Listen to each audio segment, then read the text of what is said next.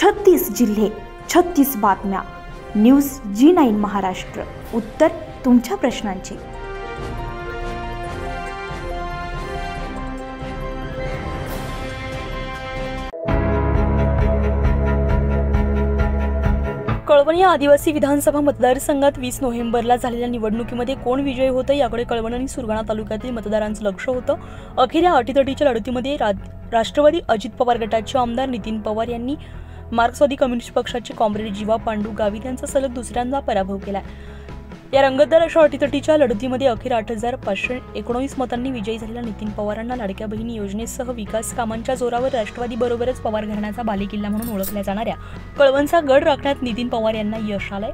लाडक्या बहिणी योजनेचा प्रभाव पाहता आमदार नितीन पवार यांची मूळ गावी दळवट येथील महिलांनी पवार यांच्या विजयासाठी देवाची प्रार्थना केली आणि पूजा करून साकडं घातलं होतं.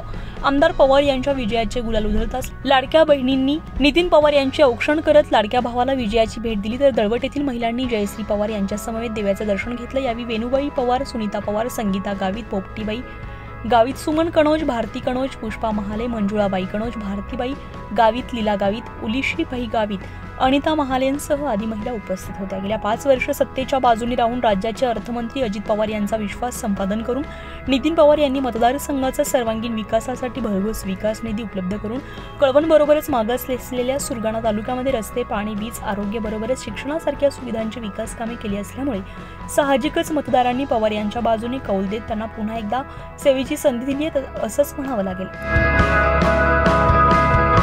न्यूज G9 महाराष्ट्रासाठी दीपक बागुल, कळवण.